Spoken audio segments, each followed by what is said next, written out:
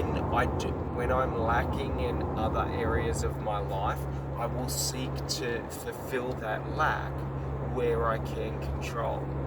So if my love life isn't good, maybe I'll try and eat more, or eat more of what I enjoy, eat more enjoyably.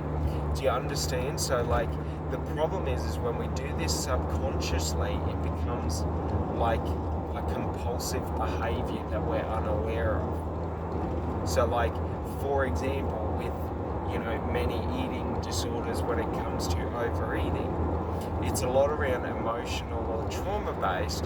When I feel a certain way, this is how I respond to it. And the thing you gotta understand is that's just your psychology, because your psychology doesn't taste food. Your psychology doesn't understand food.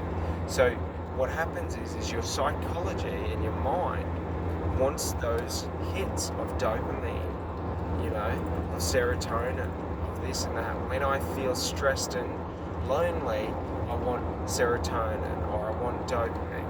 So your mind will have all quick ways. It's the exact same for addictions. So like, for example, addictions come in many forms. OCD is an addiction. OCD is a control addiction. So it's not a mental disorder, it's that they have an addiction to taking controls. And like any addict will tell you, that's, in the heroin death grips, like, if I just get this one fix, I'm good. Like, if I can just do it, it's good. So we just gotta understand, when we're thinking about addiction, okay, these are just subconscious, okay, behavioral or impulsive compulsions that we are unaware of. So we don't notice ourselves taking these actions, or if we notice it, we overlook it. For example, right, if you're addicted to tobacco and smoking, I smoke, but if you smoke, like, while you're smoking, if you understand anything about human anatomy and smoking cigarettes from the science on cancer, well, you understand what it's doing to you, but we overlook it. Do you understand?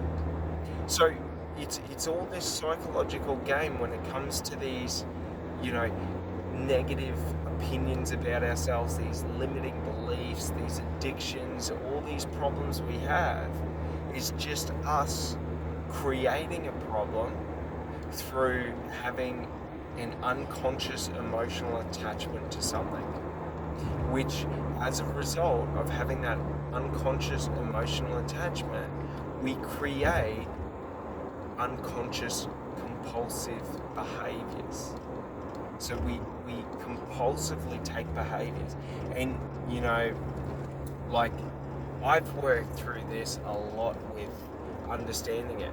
So like, to understand this is, when you eat food, if food is your problem or addiction, or is one of your struggles in life weight loss, okay, change the way you view the food. So instead of eating food I like, I want to eat food I enjoy and make me feel good. Like, you want to change that narrative to where you're consciously telling yourself the kind of food, and then have a conversation with yourself after eating, while digesting the food. How do I feel? Like, you have to become aware of every aspect of it. And it's the same with training. So like, for example, when I don't work out and lift weights for a couple of months, I lose a lot of my strength. So I go from being able to, bicep curl 20 kilos in each hand to then only being able to bicep curl comfortably 12.5 to 15 kilos. So like, it's the bitch days. That's what I call it. I call it the bitch Olympics. It's the game I play whenever I try and whenever I have to go to the gym and I'm starting back up and I feel shitty about myself. I'm training for the bitch Olympics and I'm the biggest bitch here. You know what I'm saying? Like, if you think I'm weak, you're right, I'm weak. why I'm here, because I'm a bitch. I need to get back into it. I need to continue, you know? So we got to just create these ways of really being able to sort of like make it okay to feel bad. So like that's the number one thing that stops, you know, a lot of, you know, like obese people from working out, is that fear of judgment, that fear of, you know, unacceptance.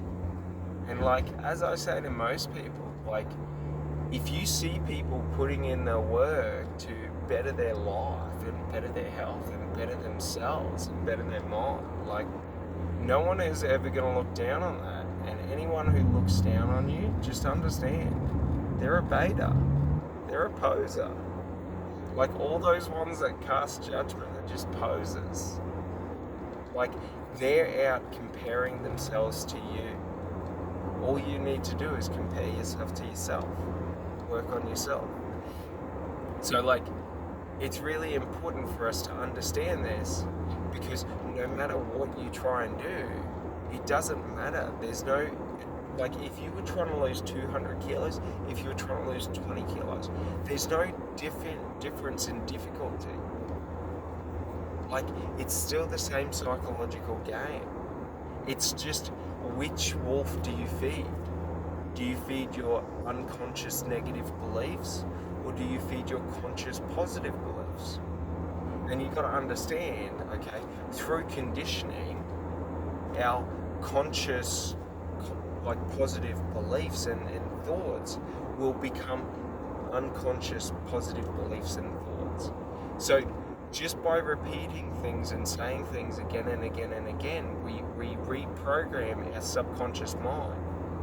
So like, the only way to become comfortable in your skin, in your weight, is to accept who you are, where you want to go, to accept the work that needs to be done, and to just start walking the path and doing the work. Because when you're doing that, you're building so much, you know, one, self-belief in yourself, because you're getting to reinforce the positive actions, but also you're building self-certainty because you're getting a cachet of experience. Like, it doesn't matter if you train 3 hours a day, 1 hour a day, you know? Like, there's a certain level of work you've got to do every day to put yourself in a calorie deficit, okay? Because if you're able to put yourself in a calorie deficit, what that means is you don't have enough energy in your food that you've eaten to produce all of the results you want in that day, or all of the output. So your body has to use stored energy. Think about it like this. If you're, like, let's say you're fat, like, think about it like this. What I eat is my income, right? So I'm eating money, and fat is my savings. If I want to trim my savings, I have to increase my spending outside of what my, like, income is. So, like, there's many ways to visualize it to make it easier. So, you know, if fat is stored energy, all you have to do is, in every day, give out as much energy as you can. You know what I mean? And you can do it in any way that you want. Think about it like this. You could give your energy to the gym and go to the gym for 2-3 hours a day if you wanted. You could give your energy to your family and go out and walk and stuff like that. Regardless, like, think of it like this. Regardless how I feel, I have to give a certain amount of energy every day. And unless I do that, I won't meet my goals. And then it's just working out, how do I do that? And if I miss, or I want to take it easy on one day, then all I do is I catch up over the next couple of days, or over the next day. Like, it's like, there's, like, once you understand it, it becomes very, very, very simple. And then it's like, you know what I mean? We just have to work on the food, because the easiest way to work on your diet is it doesn't really matter what you eat, but the more processed the food, okay? Because if we understand what happens in our digestive system, right? Like, our digestive system isn't breaking down food, okay? It's breaking down all of the parts of the food and then reconstituting it into new cells. So the more natural food is, in terms of, fruit, vegetables, meats, like, there's a big difference to eating, like, unprocessed meat and eating processed meat on your body and in your digestive system and in your weight. So understanding this is just understanding the more processed food is, the less efficient it is for my body to turn that into new cells. And the like, if it's not efficient for my body to turn it into cells, it'll just store it as fat. Like, because my body's lazy. Does that sort of make sense? So, like, because my body's lazy, if I give it food that isn't right for it, it doesn't, like, forcibly try and make it right for it. It just does what it can and then sort of discards the rest. But we also got to understand that the levels of sugar and the levels of this and that, and then we're eating old food because most of the food is months old or even years. But it's just like, if we understand this and we know that there's certainty of result, like, it's quite easy to be confident. And our confidence is what sort of empowers every decision in every moment. Because if we're certain of the outcome, it's quite easy to walk the path. It's only the uncertainty. And the reason we're uncertain so much of the time is because we validate externally. So because I'm trying to validate what you think and believe as being the right way to go, right, I don't really know, so I'm always a bit unsure unless I know exactly, everything you know. Like, I'm always going to be doubtful or unsure. I'm always going to be comparing. So, like, it's very important for us to shift that light to ourselves so that then we can analyze the results that we're getting. We can analyze the like, the experience. Because if I'm feeling great, even if I'm not seeing the results immediately, if I'm feeling great about the path I'm going or what I'm doing in life, like, I'm going to be incentivized to positively move forward in it. Like, if I feel great about what I'm doing, I'm going to be encouraged to do more of it and take more actions, which is very important because, like, confidence is such a large part of our life, in terms of, to try and walk through a path without confidence is to be worrying about every step. Like, the reason our brain creates habits is, one, to save on energy, but two, to be able to move through the world. Because if in every door we had to wonder if there was going to be someone with a knife behind them, if the door was going to open to an ocean, if the door was going to open to a cliff, like, if we had to wonder and process about it, like, that'd take 15 to 20 minutes before being able to open any door, because we would have to prepare ourselves and anticipate it.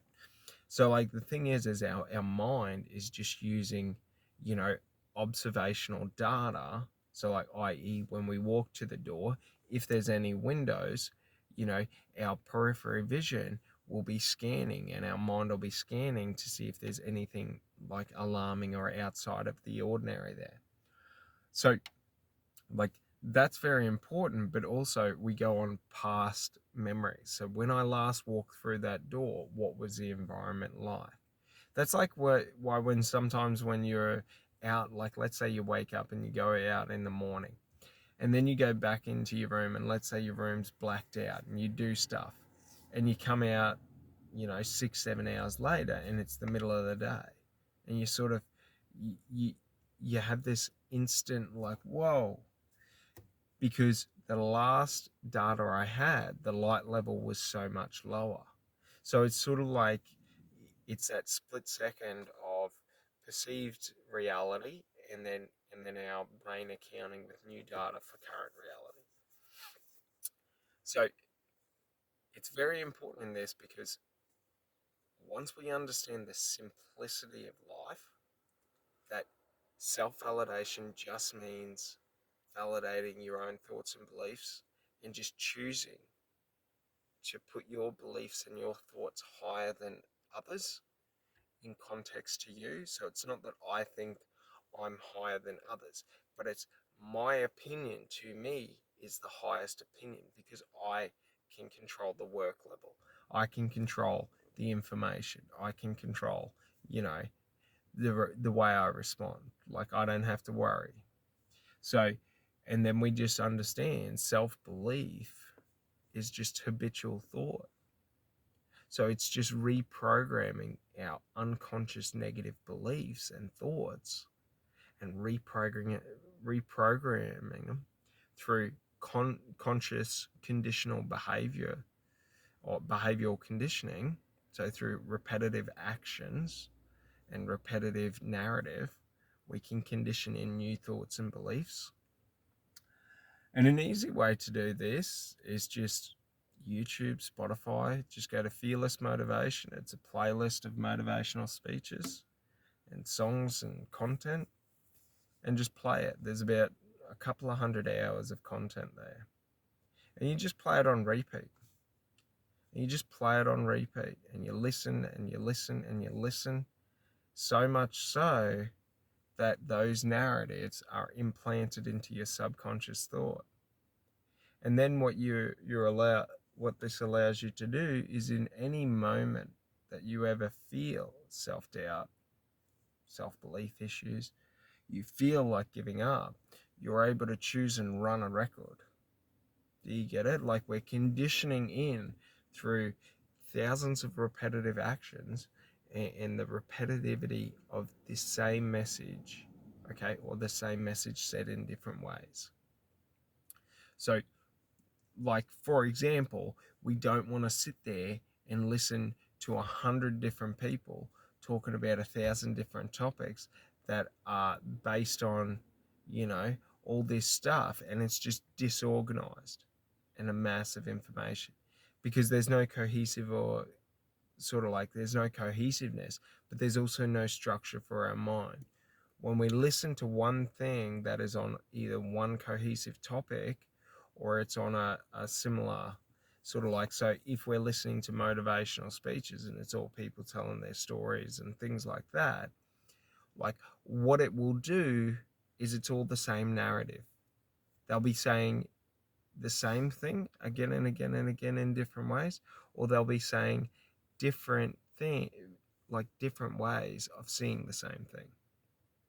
So you got to understand it's able to get us on the horizontal axis out wider, but on the vertical, it's also able to get us deeper into what we want to know.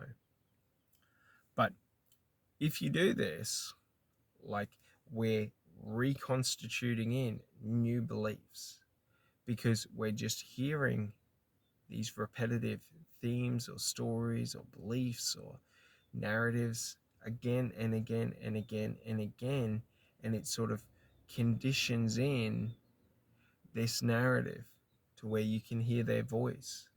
When, like, I don't seek in life to learn from people, I seek to understand people.